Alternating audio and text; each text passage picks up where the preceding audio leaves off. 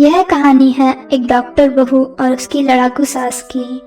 सुमिता अपने शहर की बहुत फेमस डॉक्टर थी। उसका इतना फेमस होने का कारण उसका अच्छा व्यवहार और उसकी काम करने की लगन, चाहे फिर वो हॉस्पिटल हो या घर का कोई काम। उसकी सास रमा देवी बहुत ही लड़ाकू और जिद्दी महिला थी। वह सुमिता को ताने मारने का मौका कभी नहीं छोड़ती, चाहे उसकी कोई गलती हो या ना हो। वह उसकी कामयाबी को उसकी कमजोरी बताती। उसकी सास को लगता कि घर की बहू बेटियों को घर में रहकर घर का ही काम करना चाहिए। एक दिन, राज, मुझे 1-2 दिन नाइट शिफ्ट करनी होगी। वायरल की वजह से हॉस्पिटल में डेली क्रिटिकल केसेस आ रहे हैं और बाहर से सीनियर डॉक्टर की टीम भी आने वाली है। तो मुझे थोड़ा मुश्किल लग रहा है घर आना। हो सकता है मैं सुबह भी ना आ सकूं। मैं तुम्हें इसके लिए मना तो नहीं कर सकता, बट तुम्हें पता है ना सुमिता, तुम्हारे बिना घर को मैनेज करना कितना मुश्किल है। वैसे भी कई दिनों से तुम घर पे टाइम नहीं दे पा रही हो। फिर मम्मी को तो तुम जानती ही हो। अब मैं भी कैसे समझाऊं मम्मी को, वो हर बात पर गुस्सा करती है और तुम ना हो तो बस। राज, मेरी बात को गलत मत लेना, बट तुम ही बताओ, अगर मम्मी जी को बहू से घर के काम ही करवाने थे तो मुझ जैसी प्रोफेशनल लड़की से तुम्हारी शादी क्यों करवाई? पता था ना कि शादी के बाद जॉब करेगी। अब तुम ही बताओ, मैं करूँ तो क्या करूँ? एक तरफ घर और दूसरी तरफ हॉस्पिटल, और मेरा काम जिससे मुझे प्यार है, मैं अपने कर्तव्य से पीछे नहीं हट सकती। कई सारे पेशेंट की जिंदगी का सवाल है, मैं उन्हें भगवान के भरोसे नहीं छोड़ सकती। ओके सुमिता, मैं कैसे भी मैनेज कर लूंगा। तुम जाओ हॉस्पिटल। तभी वहाँ उसकी सास आती है। ये सब बहाने हैं इसके घर का काम ना करने के। पता नहीं अस्पताल में जाकर ये कुछ करती भी है या सिर्फ कुर्सी तोड़ती है।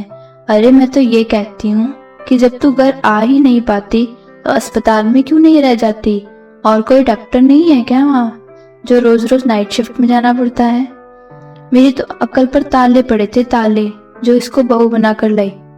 मम्मी प्लीज ऐसा तो मत बोलो, वो कर रही है ना मैनेज।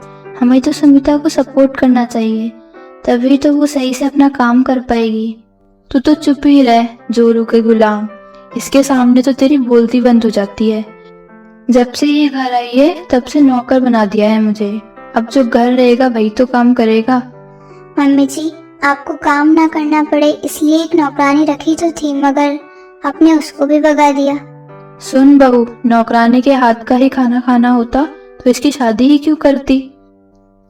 सुमिता कोई जवाब नहीं देती है और हॉस्पिटल चली जाती है। जब भी सुमिता हॉस्पिटल से घर आती, उसकी सास उस पर ताने कसना शुरू कर देती। वो बस यही ताक में रहती थी कि कब सुमिता आए और मैं उसे सुनाऊं। इससे सुनीता और राज दोनों परेशान रहने लगे थे।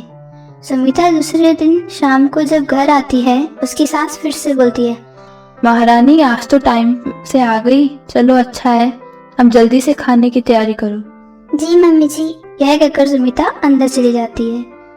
थोड़ी ही देर बाद जब वो खाना बना रही होती है, हॉस्पिटल से कॉल आता है। हेलो मैम, मैं मधु। हॉस्पिटल में 2-3 क्रिटिकल केसेस आए हैं, आपको आना होगा। सुमिता किचन से बाहर आती है और अपनी सास को बोलती है, मम्मी जी हॉस्पिटल से कॉल आया है, मुझे अभी जाना होगा। इतना कहकर सुमिता हॉस्पिटल चली जाती है और सास का गुस्सा 7वें आसमान पर चढ़ जाता है। आने दो आज राज के पापा को, बताती हूँ मैं बहू को कि मैं क्या चीज हूँ।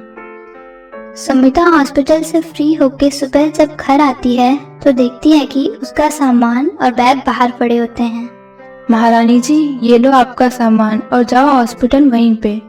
माँ जी, हुआ क्या है? तुम्हें नहीं पता क्या हुआ है? कैसे तुम मुझे शाम को ऑर्डर दे के गई थी? चला अपना ऑर्डर अपने अस्पताल में। मैं तेरी कोई नौकर नहीं हूँ, समझी? और हाँ, अब घर में तभी आना जब हॉस्पिटल की नौकरी छोड़ दे। सुमिता अपने बैग उठाती है और अपने मायके के लिए निकल जाती है। थोड़ी देर बाद राज का कॉल आता है। सुमिता, तुम कहाँ हो? मैं घर जा रही थी। अरे जल्दी से दुकान आ जाओ, पापा की तबीयत बहुत खराब हो गई है। सुमिता फटाफट दुकान पहुंचती है, देखती है कि पापा जी को बहुत तेज फीवर और बीपी में बहुत ज्यादा आ रहा है। सुमिता तुरंत पापा जी को हॉस्पिटल ले जाती है तो पता चलता है कि वो भी वायरल की चपेट में आ गए हैं। सुमिता ने अपने ससुर की बहुत अच्छे से देखभाल की और वो कुछ ही घंटों में उनको ठीक भी कर देती है। शाम को राज कहता है, सुमिता आओ घर चलते हैं, तुम थक गई होगी। सुमिता राज को सारी बात बता देती है।